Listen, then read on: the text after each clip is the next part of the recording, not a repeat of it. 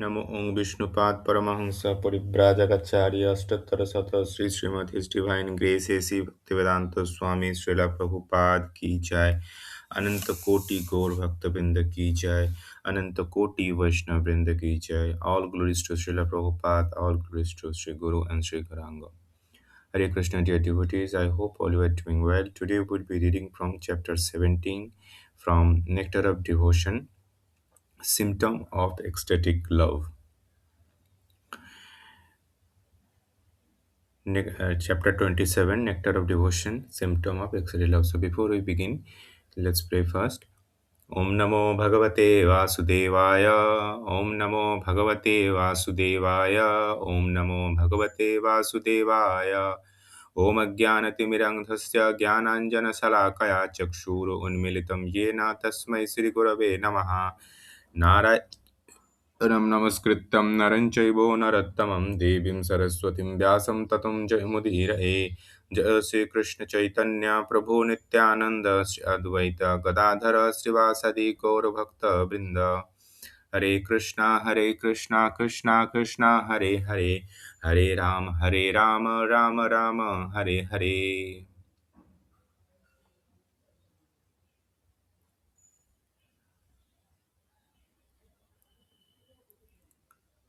So let's begin. Symptom of ecstatic love. The bodily symptom manifest by the devotee in expressing ecstatic love for Krishna is called Anubhava. Practical example of Anubhava are as follows: dancing, rolling on the ground, singing very loudly, stretching the body, crying loudly, yearning, breathing very heavily, neglecting the presence of others, drooling, laughing like a madman, whiling the head and bleaching. When there is extraordinary excess of love, with all of these bodily symptoms manifest, one feel relieved transcendently. These symptoms are divided into two parts. One is called Shita and another is called Keshapana. When there is a yearning, the symptoms are called Sita. When there is a dancing, they are called Keshapana. Dancing, while watching the rasa dance performing by Lord Krishna with and Gopi, Lord Shiva beheld the beautiful face of Krishna and immediately began to dance, beat upon his small dindima drum. While Lord Shiva was dancing in ecstasy, his eldest son Ganesha joined him, rolling on the ground. On the third canto, first chapter, verse 32 of Srimad Bhagavatam, Vidura inquired from Uddhava, my dear friend, is Akrura is auspicious condition? Is Akrura is in an auspicious condition? Not only is he learned scholar and sinless, but he is also a devotee of Lord Krishna. He has such ecstatic love for Krishna that I have seen him rolling upon Krishna's footprint in the dust as if bereft of all concern. Similarly, one gopi can give a message to Krishna that Radharani become of her separation from him because of her enchantment with the aroma of his flower garland was rolling on the ground, thereby brushing her kind of soft body, singing loudly. One gopi informed Krishna that when Srimati Radharani was singing about his glory, she enchanted all of her friends in such a kind of way that they become stone-like and dull.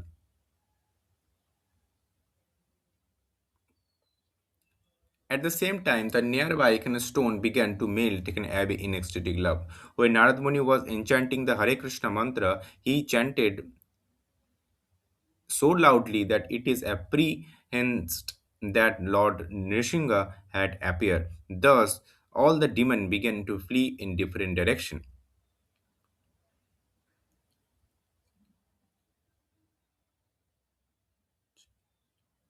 Stretching of the body. It is said that sometime when Narada, the carrier of the Veena, remember his Lord Krishna in great ecstasy, he begins to stretch his body so vigorously that his scared threat gives away.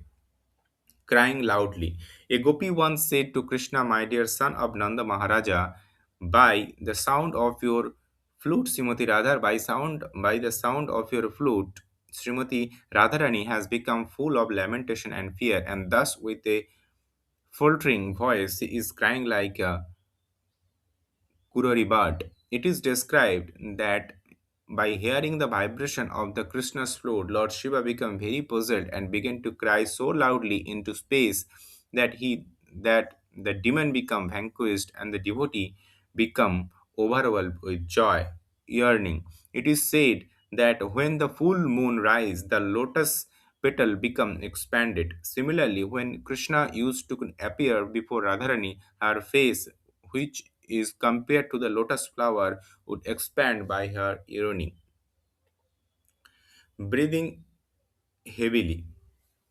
As far as breathing heavily is concerned, it is stated Lalita, one of the gopi, is just like a chataka bird, which only take water kind of falling directly from the rain cloud and not from any other sources. In this statement, Krishna is compared to the dark cloud. Lalita is compared to the Chataka bird seeking only the Krishna's company.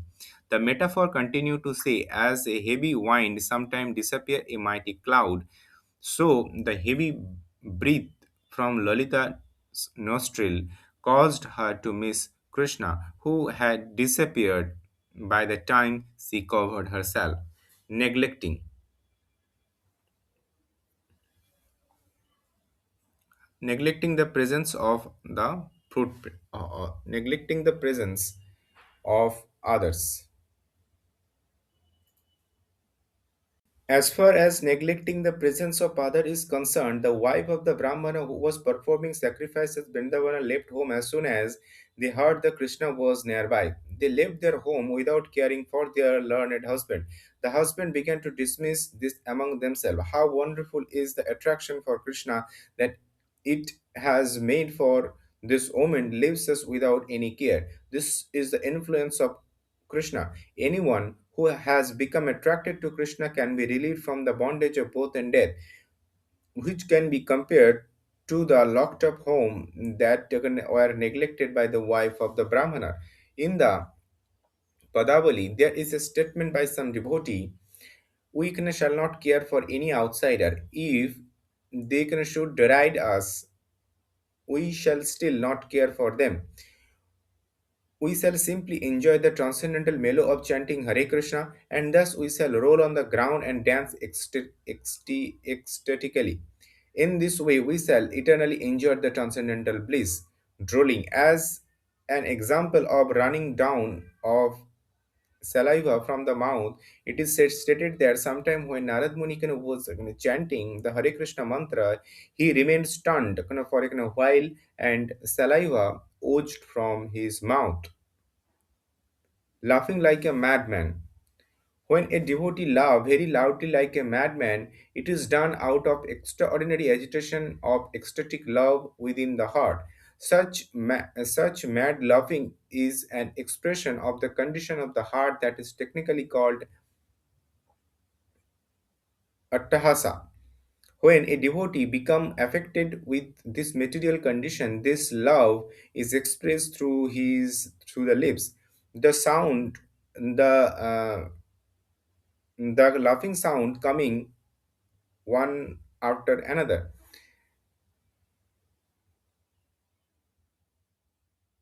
are compared to the flower falling from the creeper of devotion that grows within the heart of the devotee. In Chaitanya Charitamrita, devotional service to the Lord is also compared to the creeper that rise up to the lotus feet of the Krishna in Golok Vrindavana. Whirling of the head. One gopi told her friend, it appeared that Lord Krishna, the enemy of the demon Agha, has released from his mouth the and whirlwind which is acting of your head and is gradually proceeding to do the same to the others lotus-eyed gopis. Bleaching. Sometime bleaching is also a symptom of the ecstatic love for Krishna. There is evidence of this in the Purnamasi address to one crying associate of Radharani. My dear daughter, do not be worried because Srimati Radharani is bleaching. I am about to offer a remedial measure for this symptom. Do not cry so loudly. This bleaching is not due to indigestion. It is a sign of ecstatic love for Krishna. I shall arrange to cure this bleaching symptom immediately. Do not be worried. This statement by Purnamasi is evidence that ecstatic love for Krishna is sometimes manifested through bleaching, sometimes trembling of the whole body and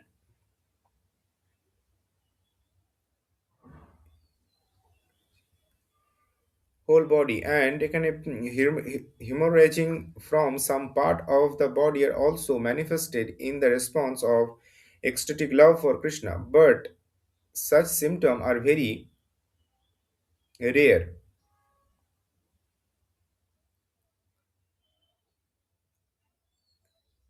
and therefore Srila Rupa Goswami does not discuss any further on this point.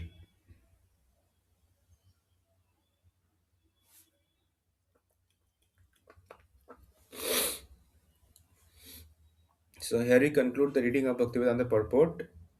This is a very short chapter for today. So let's go into the kind of insight of the symptom of ecstatic love. Please listen till the end. Thank you very much. Hare Krishna. See you tomorrow. Let's talk about love. Not just any love, but a spiritual love so profound, so overwhelming, that it literally bursts out of the body in some pretty shocking ways. We're going to dive into a tradition where devotion isn't just something you feel inside, it's something your body does. So let me ask you something. Think about the most powerful emotion you've ever felt in your entire life. How did your body react? Did you ever feel like it was just completely out of your control? And I mean really, truly laugh.